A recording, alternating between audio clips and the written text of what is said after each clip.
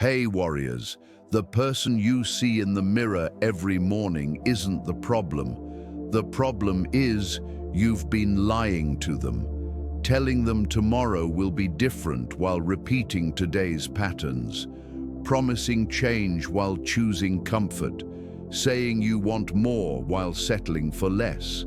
The gap between your words and your actions has grown so wide you've learned to live inside it, numb to the contradiction. But numbness isn't peace, it's slow death. Reinvention doesn't begin with motivation. It begins with brutal honesty. The honesty to admit you've been sabotaging yourself, that the enemy isn't circumstances, timing, or luck.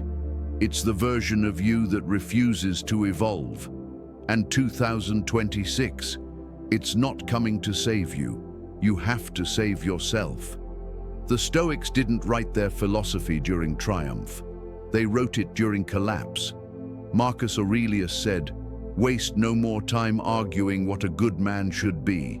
Be one. Not someday, not when conditions improve. Now, in the mess, in the struggle, in the gap between who you are and who you must become. That's where you are right now, in the gap. And you have a choice. Keep making excuses for why you're stuck there, or do what most people never find the courage to do. Stop lying. Start building. These 7 Stoic lessons aren't gentle. They won't coddle you. They won't tell you everything happens for a reason or that you just need to believe in yourself. They'll tell you the truth. You've been wasting your power on things that don't matter while neglecting the only thing that does, your ability to command yourself. This year isn't about adding more. It's about removing everything that's been draining you. False beliefs, victim mentality, scattered focus, emotional reactivity, comfortable lies.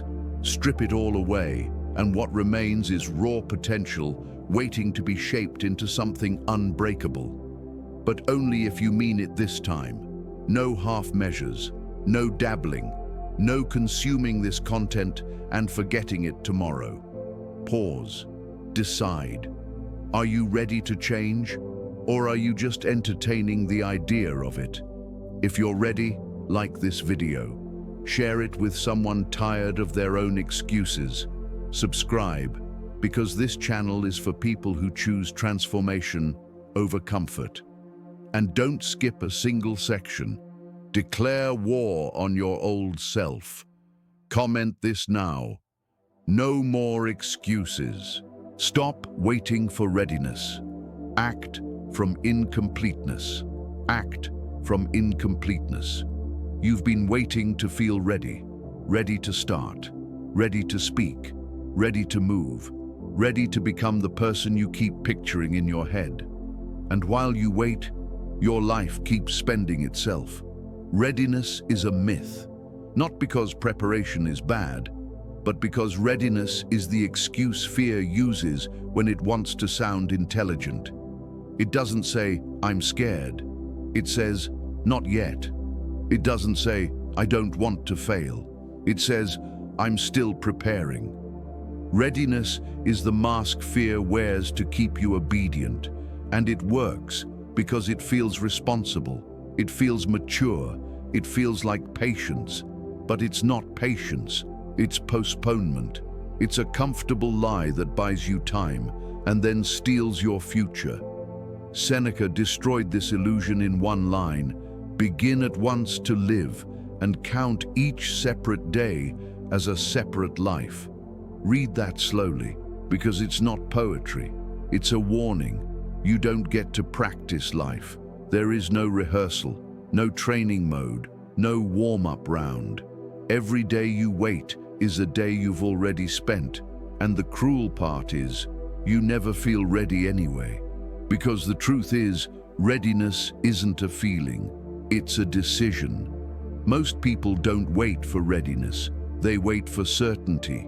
They want guarantees. They want the outcome secured before they risk the action. But certainty is not coming. Not for your dream, not for your growth, not for your next level. Life doesn't reward people who wait for safety. Life rewards people who move while uncertain.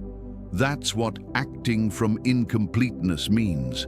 It means you stop demanding perfect confidence. You stop demanding perfect timing. You stop demanding perfect conditions. You act while you still feel awkward. You act while you still feel underqualified. You act while you still feel like you're not that person yet. Because action is what creates that person. Let's be honest. Think about the dream you've been postponing. The business you didn't start because you needed more knowledge. The skill you didn't build because you needed more time.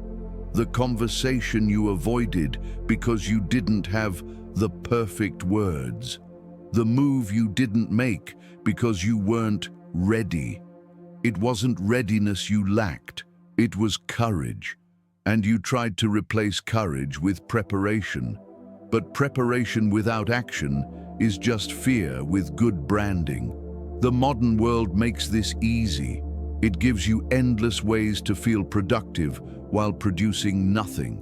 Research, planning, watching videos, taking notes, saving posts, making future schedules, waiting for the right moment, and it never arrives. Because the right moment isn't something you find, it's something you choose. Here's what happens when you wait. The world moves on without you. Opportunities close, energy fades, your hunger dulls, and worse, you start identifying as the person who doesn't follow through. That identity becomes your prison. Perfectionism is the cleanest cage on earth. It looks like discipline. It looks like standards, but it's not standards. It's fear of exposure, fear of trying and being seen, fear of failing publicly, fear of discovering you're not as good as you hoped. So instead, you stay in the safe zone, thinking, planning, preparing. But no transformation happens there. The Stoics knew wisdom doesn't arrive before action.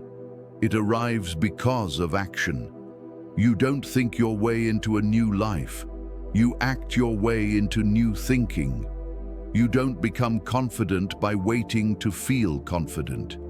You become confident by doing the thing while your hands are shaking. You don't become strong by reading about strength. You become strong by carrying weight you once avoided. And this changes how you view failure. Most people avoid action because they fear failing. But failure isn't the opposite of success. Inaction is. Failure means you entered the arena. Inaction means you surrendered without fighting. You can recover from failure. You can learn from failure.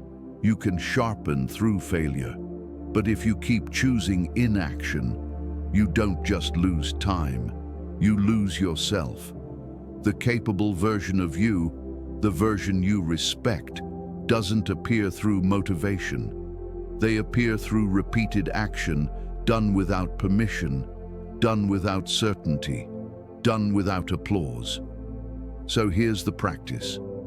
Identify one thing you've been postponing. One thing you keep saying, "I'll do it when I'm ready." Now ask yourself the real question. Will I ever feel ready? Or do I just feel safer waiting? Then do it today. Not perfectly, not confidently, not with the perfect plan. Do it messy, do it scared, do it unfinished. Because competence does not come first. Competence follows. You don't learn to swim by studying water. You learn by getting in. You don't learn courage by thinking. You learn by acting with fear present. You don't wait until you become that person. You become that person by doing what they would do before you feel like them. That's the line. That's the moment. The waiting ends when you decide it ends, not when you feel ready. when you decide you're done living in delay. So if you're done waiting, declare this now. I act now, not tomorrow, not next week, not after one more video, not after one more plan. Now. Become comfortable being misunderstood. You've been exhausting yourself trying to be understood, explaining your choices, justifying your direction, defending decisions you already made in your own mind.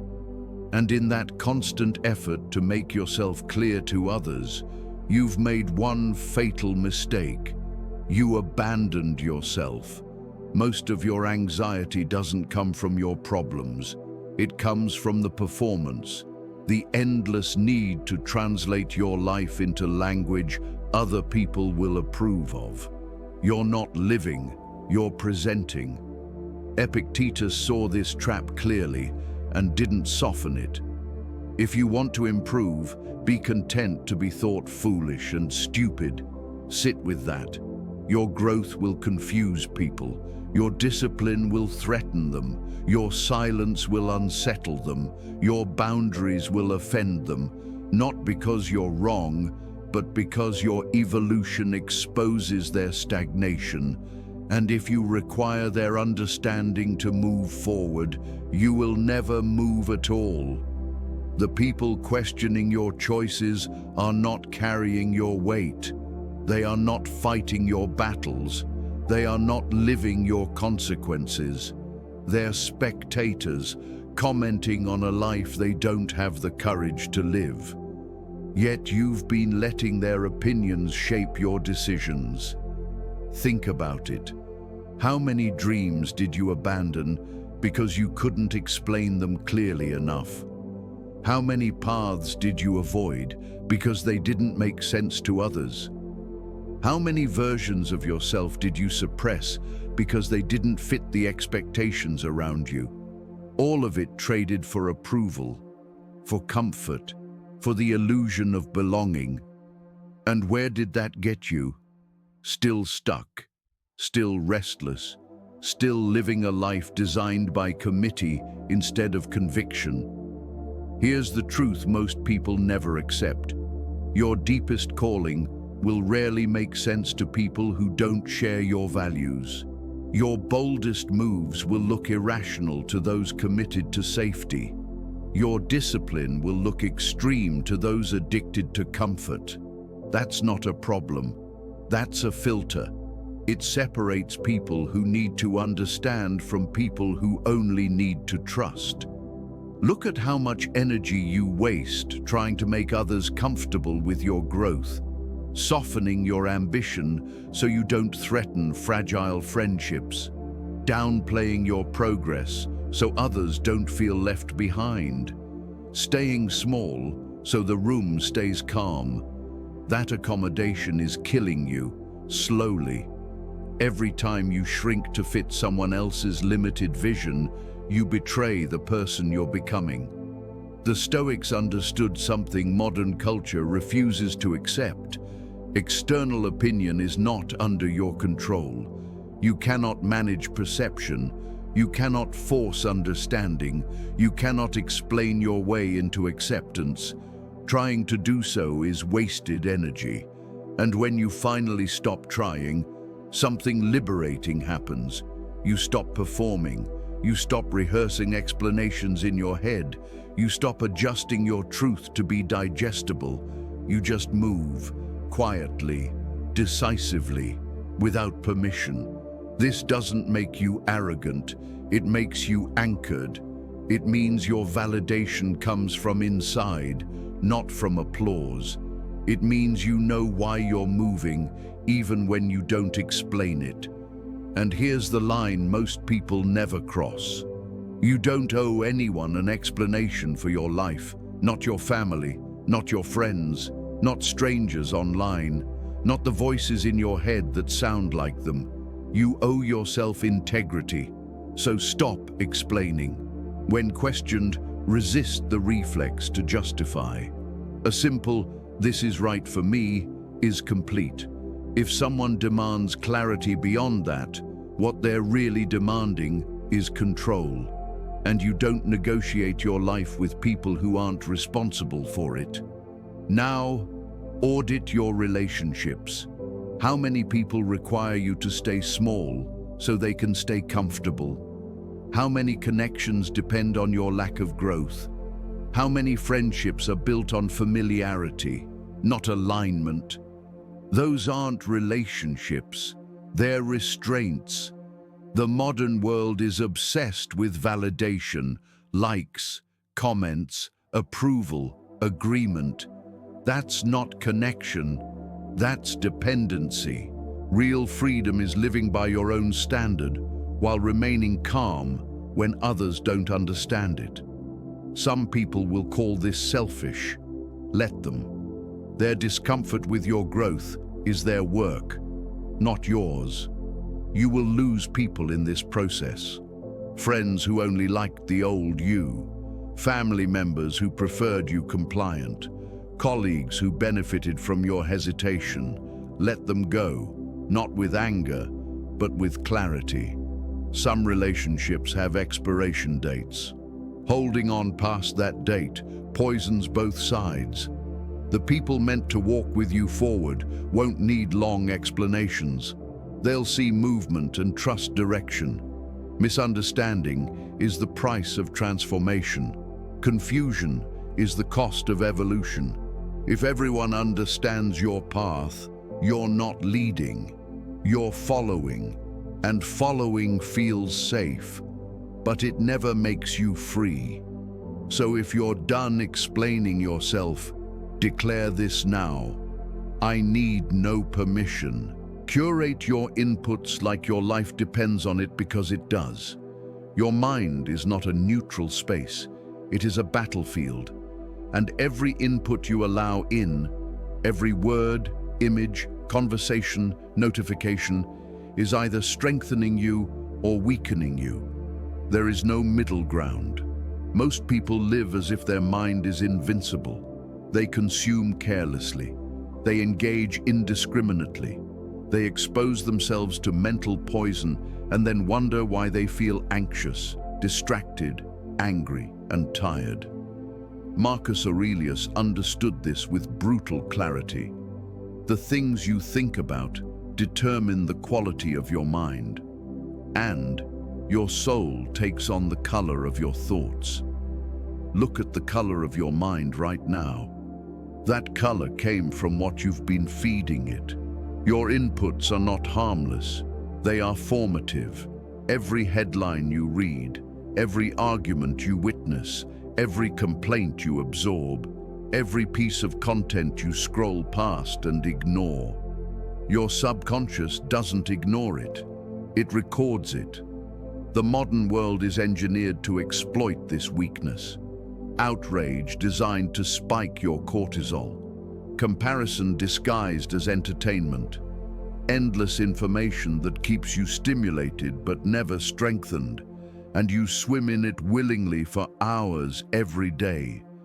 Then you ask why you feel scattered, why your focus is weak, why your motivation collapses, why your mind feels noisy and undisciplined. It's not a mystery. You're feeding it chaos. Think about how you start your day.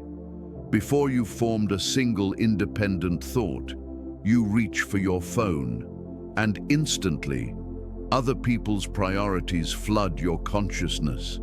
The news wants your attention.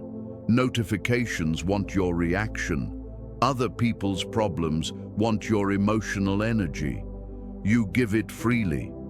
Then you spend the rest of the day trying to recover clarity that you surrendered in the first 5 minutes. The Stoics were ruthless about this. They knew you cannot build wisdom on a foundation of garbage. You cannot develop clarity while consuming chaos. You cannot become strong while feeding yourself weakness. This doesn't require moderation. It requires curation. Moderation assumes everything is acceptable in small doses. That's false. Some things are poison at any dose. Some conversations degrade you no matter how briefly you engage. Some content weakens your mind even if you don't take it seriously. Some environments destabilize your nervous system simply by existing inside them. Here's what must go. Content that leaves you more agitated than informed. News you compulsively consume but have zero control over. Arguments that don't involve you yet activate your stress response. Relationships that consistently drain you without reciprocation. Cut them out. Without guilt. Without explanation. Your mental health is not a democracy. Every input does not get a vote. It's a dictatorship. And your responsibility is to defend the territory. Replace noise with signal. Books that stretch you. Ideas that sharpen you.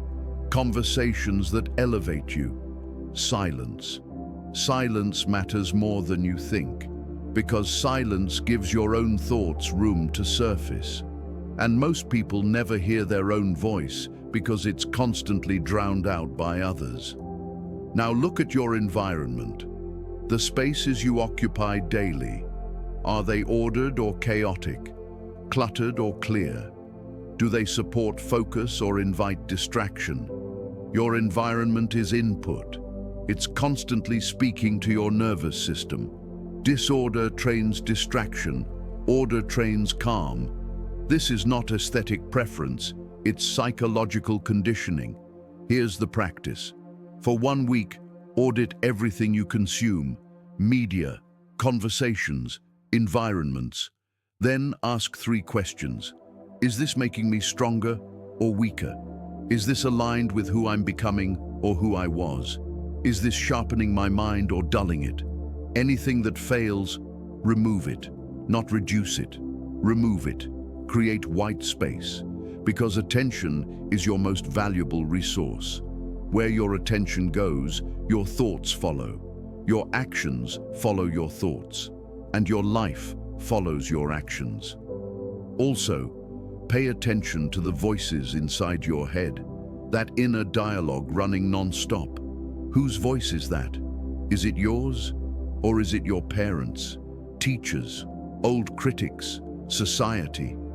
Most people live with an internal committee that never had their permission to speak. Evict them. Build a new inner voice, one grounded in your values, your standards, your authority. But you cannot hear that voice while noise dominates your mind. The modern world wants you overwhelmed, confused, reactive. It profits from your scattered attention. Your transformation depends on reclaiming it and directing it with ruthless precision toward inputs that actually serve you. So if you're ready to protect your mind, declare this now. I guard what enters. Train yourself to need less. You're drowning in want, not survival, want. The next thing, the next upgrade, the next level that will finally make you feel settled, complete, satisfied. And every time you get what you wanted, the relief is brief. Hours, days, if you're lucky. Then the hunger returns. This isn't ambition, it's addiction. Seneca named it without mercy. It is not the man who has too little, but the man who craves more, who is poor. Sit with that. You're not poor because of what you lack. You're poor because you've trained yourself to need too much. You've made peace conditional. Conditional on income. Conditional on status. Conditional on recognition. Conditional on comfort. And reality does not negotiate, which means you've built a life where peace is always delayed, always just beyond reach, always dependent on circumstances you can't fully control. That's not living. That's psychological hostage-taking. Look at what you've convinced yourself you need. The income that will finally be enough. The body that will finally silence self-criticism. The relationship that will finally fill the emptiness. The recognition that will finally validate your worth. None of it works, because the problem isn't what you don't have. It's what you believe you require in order to be at peace. And that list of requirements grows faster than your ability to satisfy it. So you keep running, chasing sufficiency that moves at the same speed you do. The Stoics practiced voluntary discomfort, not because they worshipped suffering, but because they understood power. When you need less, you are harder to control. When your contentment doesn't depend on comfort, threat loses leverage. When your happiness doesn't require luxury, loss stops being catastrophic. This is not about rejecting success. It's about breaking dependence. Success without dependence is strength. Success with dependence is fragility. Modern culture never teaches this. It teaches accumulation. More money, more status, more possessions, more stimulation, all external, all requiring constant maintenance, all training you to feel insufficient without them. But what if you trained in the opposite direction? What if you reduced the number of conditions required for peace? What if enough actually became enough? That's not deprivation, that's freedom. When you need less, you stop negotiating your values. You don't stay in jobs you hate just to sustain a lifestyle you don't even enjoy. You don't tolerate relationships that drain you because you're afraid of losing comfort. You don't compromise integrity for things you don't truly need. Look at your life. What expenses are tied to identity, not necessity? What comforts are you protecting because losing them would expose who you really are without them?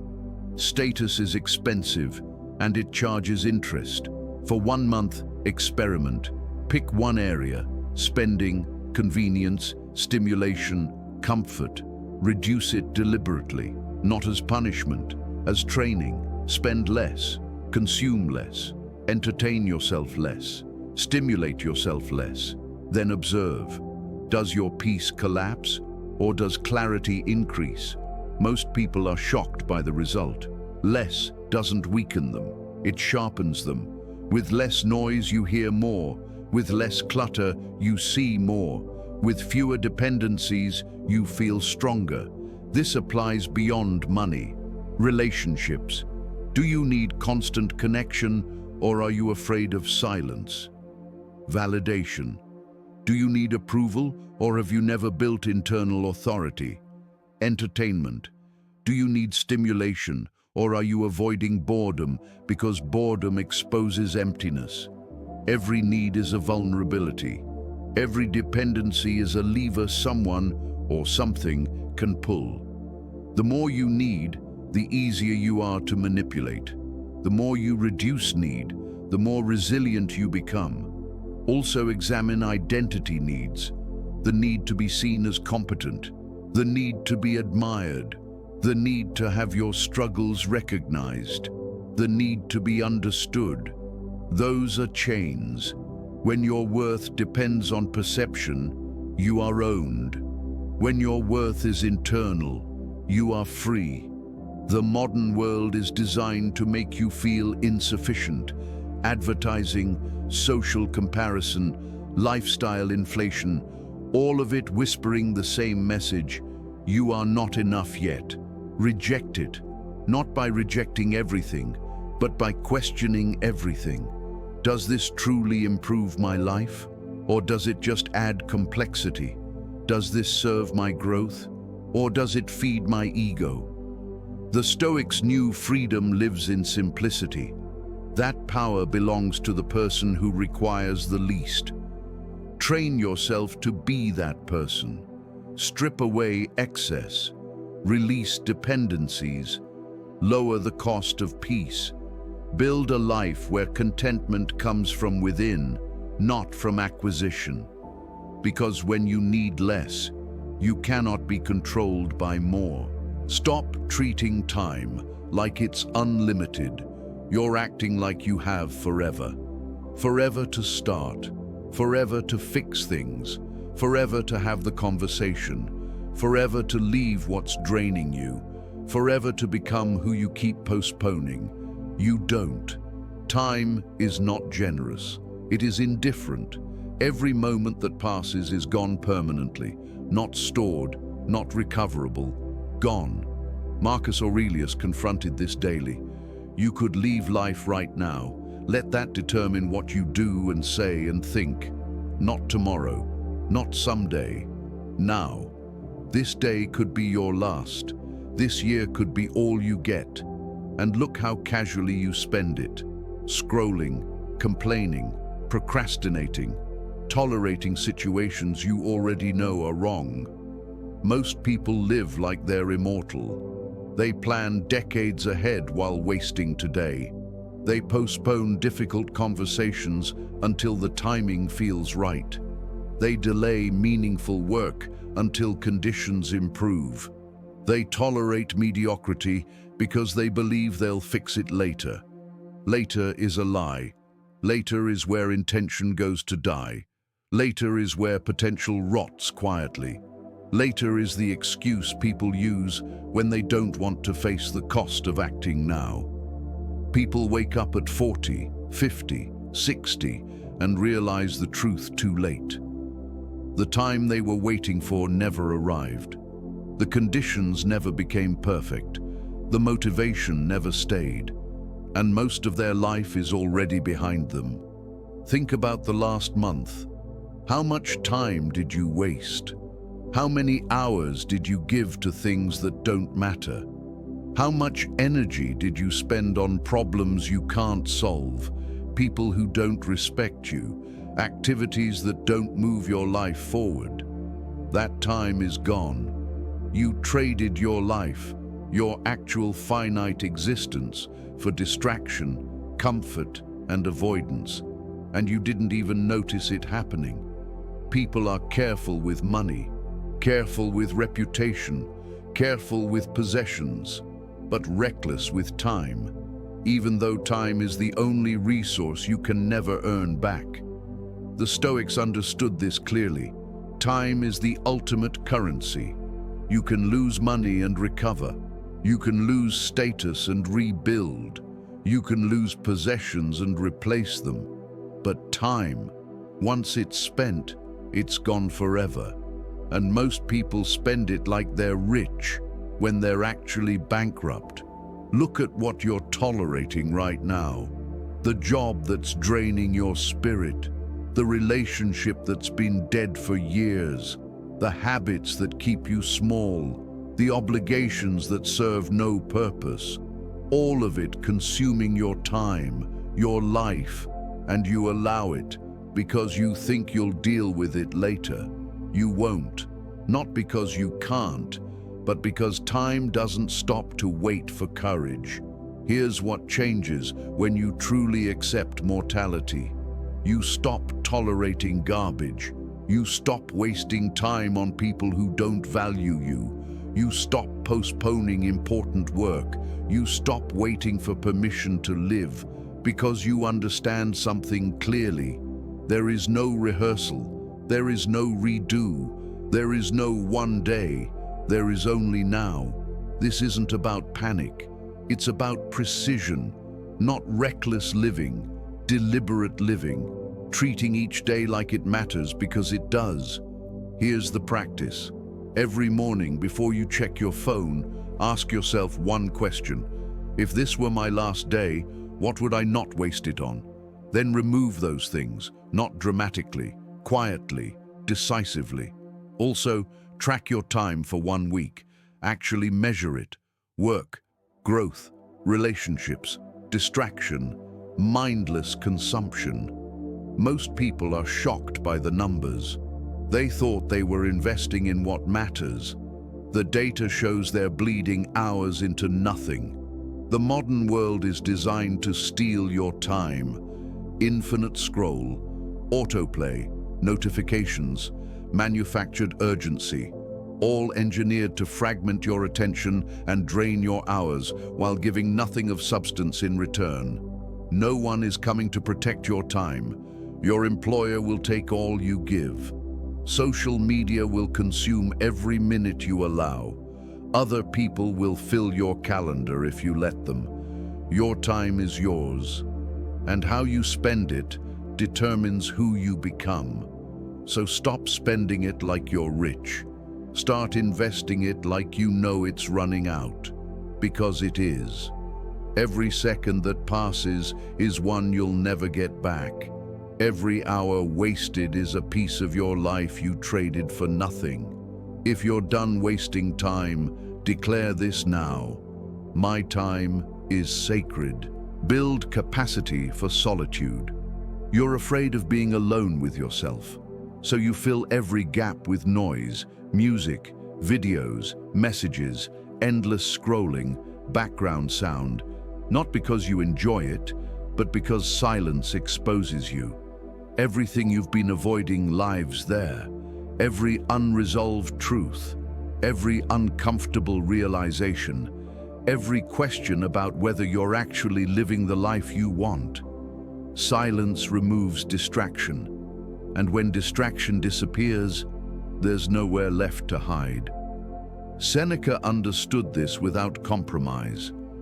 The primary indication of a well-ordered mind is a man's ability to remain in one place and linger in his own company. Ask yourself honestly, can you do that?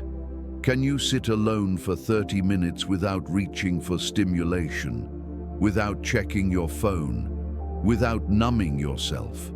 Most people can't. They've lost the ability to simply be. They need constant input because their internal world feels unfamiliar, unsettled, or hostile. So they avoid it. They stay busy, they stay connected, they stay entertained, and in doing so, they remain strangers to themselves. Think about your day. How much of it is spent in real solitude? Not alone while consuming content, but alone with your thoughts, your awareness, your inner landscape. Almost none, because solitude feels uncomfortable. It brings up regret, doubt, discrepancies between who you are and who you say you want to be. So you run, and whatever you avoid in silence doesn't disappear. It waits. The Stoics didn't practice solitude to withdraw from life. They practiced it to understand themselves before the world tried to define them. When you avoid solitude, you never develop your own philosophy. You borrow opinions. You absorb values. You echo other people's beliefs. You live reactively, responding instead of choosing. And that makes you easy to influence. Look at how dependent you've become on external validation, likes, messages, feedback, response. You need confirmation because you haven't built a relationship with yourself. You don't trust your own voice because you rarely hear it. But something changes when you develop capacity for solitude. You become internally anchored. You stop fearing quiet because you've learned how to inhabit it. You stop seeking constant connection because you're comfortable in your own presence. You stop confusing loneliness with aloneness. Being alone is a condition. Loneliness is a judgment. You can be alone and steady. You can be surrounded and empty. The difference is whether you've made peace with yourself. Most people haven't. They don't like their own company. They find their thoughts boring, disturbing, or confronting. So they choose anyone, any noise, over silence. That's not a preference, it's a warning sign. You are the one person you will be with for your entire life. If you can't stand your own presence, you're trapped in a prison with no escape. So you train, not through philosophy, through exposure. Start small, 10 minutes, silence, no phone, no music, no reading, just you. Notice the discomfort, the urge to escape, the restlessness, the boredom. Don't fight it, observe it. That discomfort is not danger, it's withdrawal. You're detoxing from constant stimulation. Increase the time gradually, 20 minutes, 30, an hour. Build solitude the same way you build strength, through repeated, intentional stress. Also, take yourself out alone. A walk, a coffee shop, a park, not to work, not to scroll, not to look busy, just to exist without an audience. Notice the urge to appear occupied so others don't judge you. That urge is insecurity speaking. The modern world treats solitude as failure. If you're alone, something must be wrong with you. That's a lie. The inability to be alone is the real weakness. Solitude is where you process experience, where you integrate lessons, where you recognize patterns, where you hear truths you've been avoiding. Yes, it will confront you. You'll notice mistakes you made, paths you avoided, versions of yourself you abandoned. Good. Those truths don't destroy you. Avoiding them does. Every serious thinker, every builder, every disciplined mind spent significant time alone, not because they hated people, but because depth requires quiet. Marcus Aurelius wrote meditations for himself, in private, without an audience. That's where clarity is born, not in performance, not in noise, not in constant reaction, in stillness. Build capacity for solitude so you can hear your own voice before the world speaks over it. Not to escape life, but to meet it grounded. Not to withdraw, but to become whole. If you're ready to stop running from silence, declare this now. I can sit with myself. Accept that some bridges should burn. You've been trying to keep everyone, holding on to relationships that ended years ago, maintaining connections that no longer fit, staying loyal to people who are not loyal to your growth. Not because they add value, but because letting go feels like loss, conflict, guilt, being seen as the villain, so you stay. And in staying, you slowly suffocate. Epictetus didn't soften this truth. Keep company only with those who uplift you, whose presence calls forth your best. Not people you've known the longest, not people you share history with, not people you feel obligated to, people who make you better. Everyone else is weight. Think about the relationships you're maintaining out of duty, friends you've outgrown but keep because walking away feels cruel, family dynamics that drain you but you tolerate because they're family, colleagues who undermine you but you engage with because it's easier than confrontation. All of it costs you energy, peace, focus, time, and you keep paying because you're afraid of being alone or being judged or being misunderstood. But here's the truth most people avoid. Maintaining dead relationships is not loyalty. It's fear. Fear of discomfort, fear of change, fear of standing alone. You tell yourself you're being kind, but kindness without honesty is just avoidance, and avoidance slowly kills growth. The Stoics understood something brutal and necessary. Not everyone deserves access to you. Your inner circle must be curated, because you become like the people you spend time with. There is no neutral influence. People either elevate you or contaminate you. Look closely. Which relationships require you to shrink yourself? Which ones punish your growth with silence, sarcasm, or resentment? Which ones benefit from you staying the same? Those are not relationships. They are cages. And you are staying inside because leaving feels harder than suffering quietly. But here's what happens when you let the wrong bridges burn.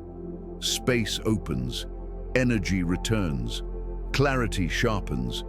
You stop performing, you stop pretending, you stop explaining why you're changing. And suddenly, the people who actually belong in your next chapter can find you, because you're no longer surrounded by the past. Some people are meant for seasons, not lifetimes. Trying to force a seasonal relationship into permanence creates bitterness, resentment, and decay. The friendship that worked when you were lost may sabotage you now that you're disciplined. The family dynamics that functioned when you were dependent may poison you now that you're independent. Letting go is not betrayal, it's honesty. You can care about someone and still need them out of your life. Here's the practice. Make a list of your closest relationships. Then ask, without lying to yourself, do I feel stronger or weaker after time with them? Can I speak freely, or do I censor myself? Do they support my evolution or resent it? Do I grow around them or stagnate? Where the answer is consistently negative, you have a decision. Address it directly or end it cleanly. But do not keep tolerating it silently. That is the most corrosive choice. Some bridges will burn through truth. You'll speak honestly and the relationship will collapse. Good. Truth is the filter. Anyone who cannot survive honesty does not deserve proximity. Other bridges must be burned deliberately. You will choose to walk away even when the other person doesn't understand, even when they paint you as the villain, even when others judge you. Let them. Their judgment is not your responsibility. Their comfort is not your duty. Your growth is. The modern world glorifies unconditional tolerance. It shames boundaries. It labels self-respect as selfishness. That's programming, designed to keep you accessible, compliant, and small. Reject it. Some relationships must end so that you cannot retreat back into them when loneliness or guilt tempts you. This doesn't require cruelty. It requires clarity. Growth demands loss. Evolution requires shedding. You cannot carry everyone forward without breaking under the weight. Burn the bridges that lead to places you no longer belong. Release the people who anchor you to versions of yourself you've outgrown. Make room for alignment, for depth, for relationships that strengthen rather than drain. Because who you allow close to you will shape who you become. And becoming more sometimes means leaving more behind. If you're ready to let go, declare this now. I release what no longer serves. Final closing, commitment over comfort. You've reached the end, not of the video, of excuses. These 7 lessons aren't ideas to admire. They're orders. Information changes nothing. Understanding changes nothing. Only action, repeated without emotion, changes a life. 2026 will not reinvent you. Time will not fix you. Knowledge will not save you. Only discipline does.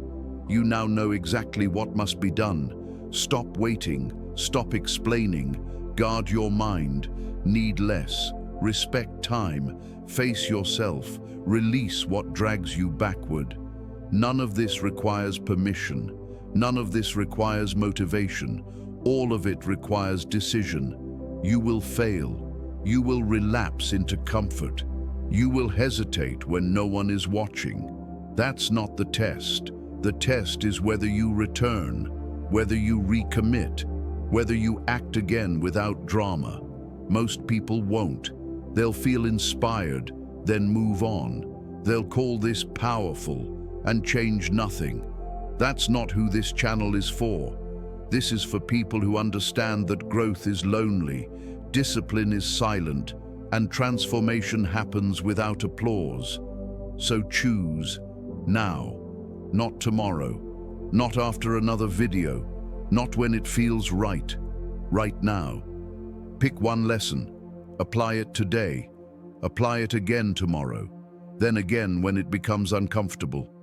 If you're serious, do 3 things. Like this video, not for me, but as a marker.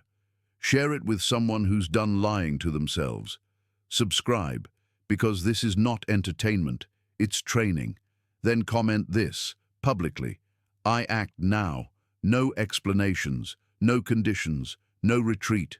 The old version of you survives on delay. The next version is built through action. Choose which one lives.